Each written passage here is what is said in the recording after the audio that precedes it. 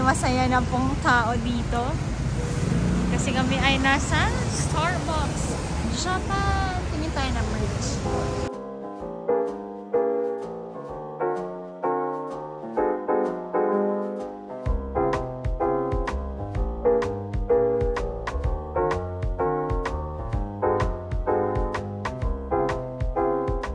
Guys, ang closing dito is 11. Tapos tingnan mo yung mga tao. 2 minutes before 11, nagliligpit na sila. Siyempre, we need to respect yung time para makauwi din yung mga staff sa mga pamilya nila this Christmas. So, let's go! Let's go! Guys, kung masaya na si Jello, dapat masaya din si Joyce. Dito na tayo. Ano kayang kailangan ko na hindi natin alam? Don Quixote, nandun na. Don Quixote. Guys, dito talaga ako sasaya. Kumeo. Hello. Ano ba yung meron dyan? Bags at jewelry. Yes, second-hand store. Alam niyo yan, sa mga nanood sa atin sa previous Japan vlogs, mamimili tayo dyan. Sa Tokyo and sa Nagoya, nakabili tayo dyan. Yahoo! Very much dyan, diba? Yes. Perfect.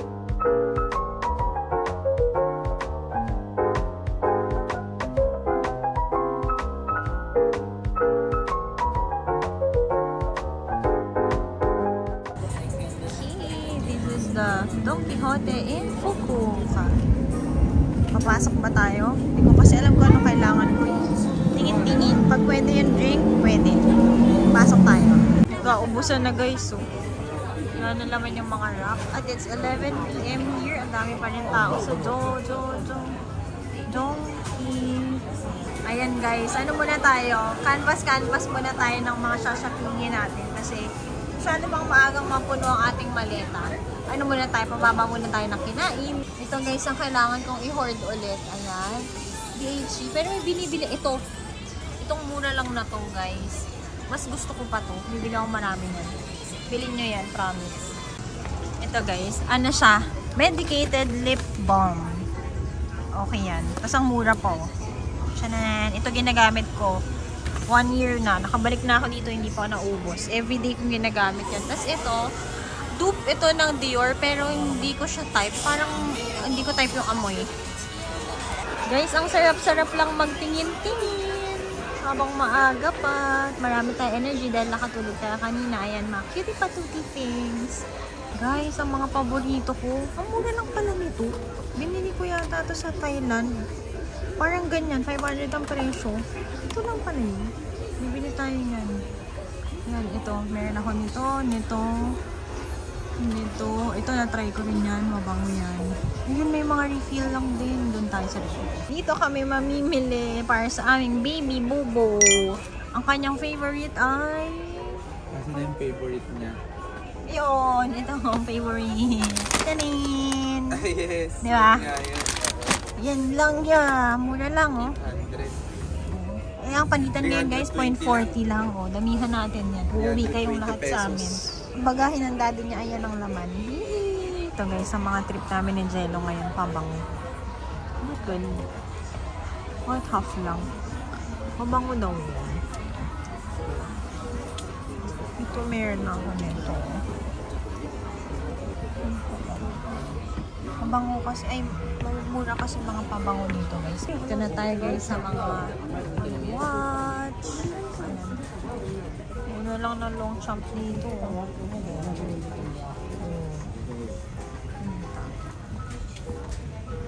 Nung dati ko pa gustong bilhin mo ito.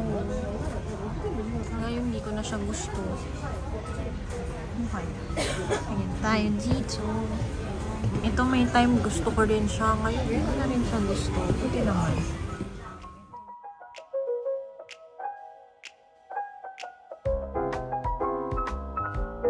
Guys, ang mura talaga ng jewelry dito. Naalala niyo, bumili ako ng stand. Ganyan. Okay, nawala agad siya. Tapos yung dalawa kong biniling necklace, di ba, manipis lang para dainty-dainty. Ayun, naputol pa rin ko. Guys, ito ang isa pa sa mga magagandang finds sa Don Quixote. Yan o, may mga makikita talaga kayo ng mga gold na in good prices. Tingnan nyo. Mga less than 10k lang. Ayan o. Yun. Parang ganito yung binili ko sa Kumeo last time. Ayan o, ang mura pa ngayon. Parang 7,000 lang. Ayun o, ito. Yun, maganda rin yun. Magkano yun? Parang mga 12K. Good na yun. Gold yun.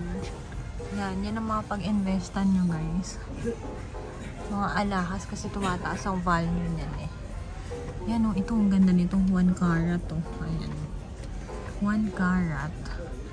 Pero ang presyo ay mga 90K. Totoo yan, guys. Nandito lang sa Don Quixote. Ito maganda yan o. 1 carat yan. Yung pearl o, ganda. Akoya pearl.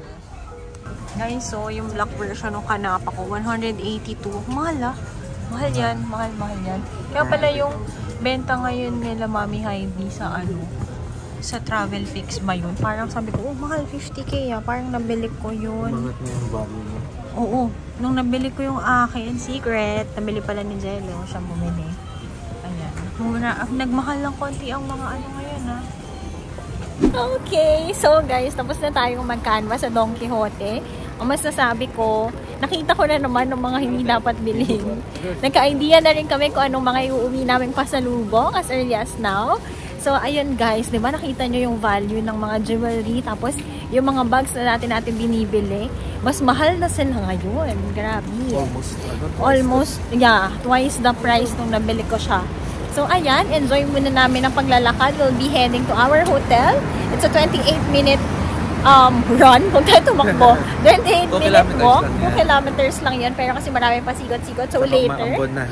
Oo, maambon. So, mag-spend muna kami na aming Christmas Eve maglalakad. And later, when we get back to the hotel, I'll be sharing with you our day 1 expenses. So, yun. See you guys later.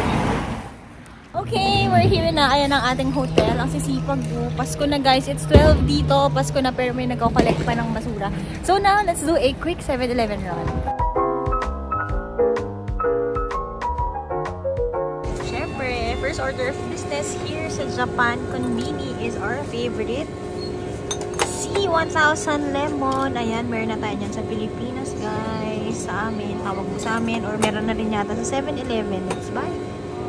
Guys, ito pa, isa sa pinaka-miss namin. Bili tayo nito. Japanese pudding. Sarap yan. Very good. Yay, kuha rin tayo nito. Yan guys, yung iba naman pineperan pa ng ice. Ayan, meron din naman mga nakaganyan. Kano ba to? Hindi ko alam. Pero, yan, meron naman sila. Tapos guys, ang mga recommended pa dito, ayan, mga sandwich. Wala yung egg lang eh. Tapos kung mag-isa ka lang naman, tapos wala kang time magluto, may mga meals sila na naka-ready. Ayan, it's Christmas time ngayon. Tapos kung hindi ka nakapagluto, galing kang work, they have pasta. Ayan. Tapos may mga rice meals din. May mga soup. Ayan, may mga cold cuts. Diba? We love Japan convenience. Pinjelo nakita ng pondering sa 7-Eleven. Mr. Donut siya? Hindi. 7 Cafe. Tapos ito guys, so, diba yung mga nire-reco ko sa inyo, kunyari last minute na lang na hindi kayo nakabiling pasalubong. 7-Eleven is key. Guys, ito, gusto ko matry ito one day, yung smoothie. Ayan o. Hanapin natin nasan yung prutas. Ayan siya guys. So, gusto ko i-try ito. 306. Ayan. May smoothie ka na. Ayan, pag morning parang. Ang ganda naman ito. Sana mayroon tayong ganyan. Ito pa mga finds guys. So, mga dried berries. Ayan o. Ito yung favorite ni Jello tsaka ni Angel. Nasa 7-Eleven pala. Wala sa Donkey. Ayan siya. Sarap niyan. Okay. Yung mga pinamili natin. Mabilis ang 906 yen. Oh, sorry. Cash. Sarang may money doon, tapos lalabas dito. Okay. And we're back sa ating hotel. Balik lang natin yung hiniram natin tayo earlier. And dito pala, meron tayong laundromat, vending machine, ice machine, microwave oven. So, no need bumili ng ice. Ayan, aakyat na kami and I'll be giving you a quick budget tips kung ano mga gagawin dito at magkano yung nagastos namin for day 1. Ayan, dito sa APA Hotel guys, meron ka ng dryer, washer, And then you have here a toilet for everyone. And then you have here vendo. And then you have your microwave. And if you need ice, ayan, kuha kaya tayo ice. Ay, inuubo nga pala ako. So, ayan, wait ko lang yung mga tao dito para may balik na natin. So, hey guys! So, we're back in our hotel. And as promised, I'll be giving you a breakdown of day 1's budget here in Japan. So, we'll be staying in Japan from December 24 to January 1. We'll be going to Fukuoka, Hiroshima, and in Osaka. So, ito na nga guys. I'll be giving muna and I'll be putting it here. Yan, maglagay tayo dyan ng screen. Meron talaga dito, ayan, pinaghandaan natin. May presentation tayo para tayo nasa work. May presentation tayo na connect. Ang galing no, yung TV na connect natin yung iPad to here.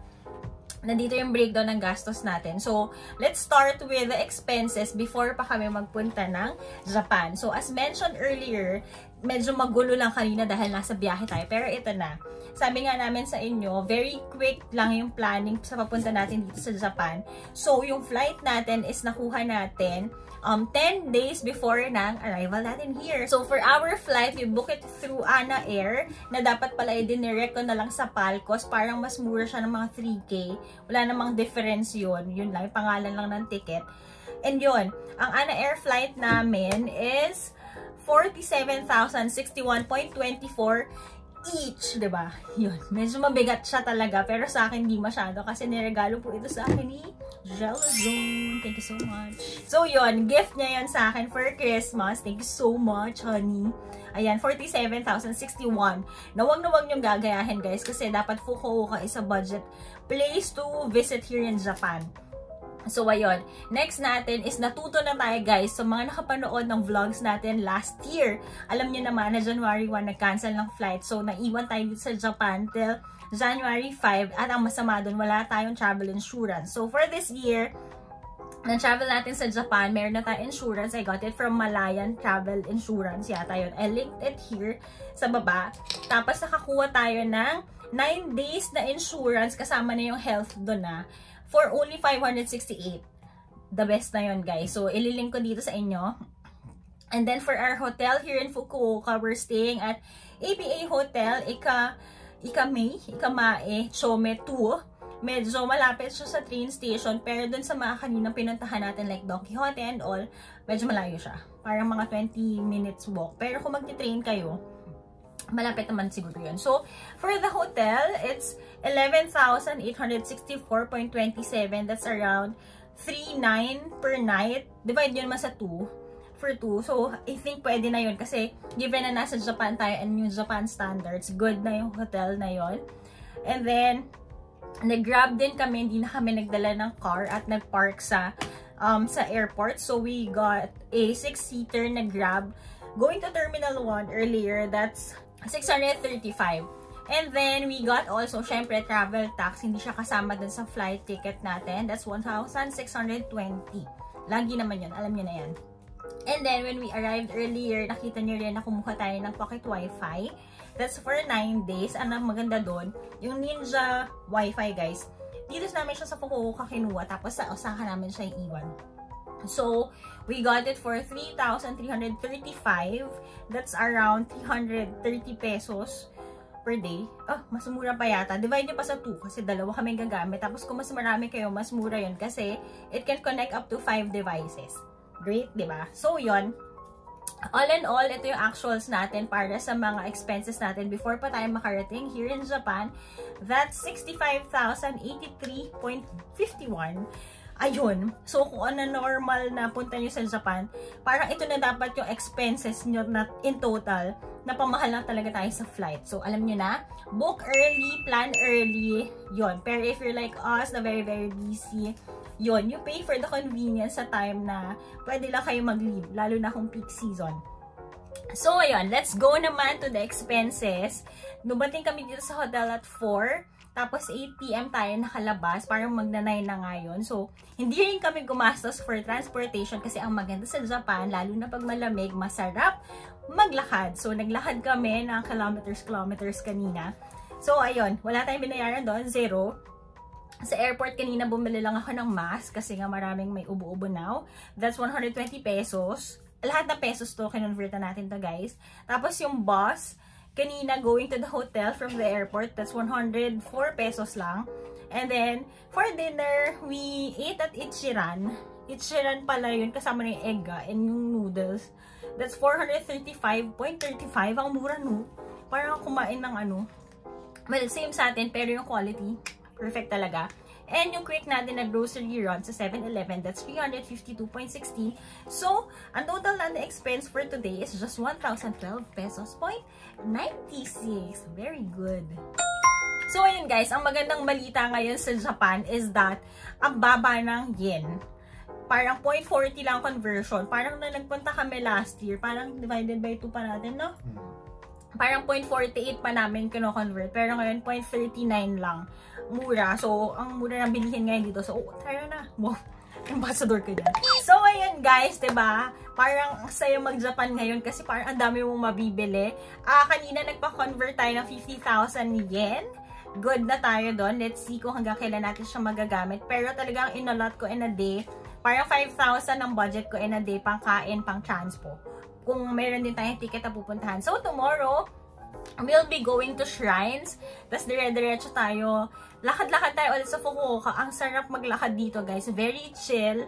Tapos, puro locals lang yung mga tao. Sobrang tahimik. So, if you want peace and quiet, malayo sa Tokyo and Osaka na vibe, go here in Fukuoka. Kain ka lang dito, lakad ka lang. Perfect na. So, yun, guys.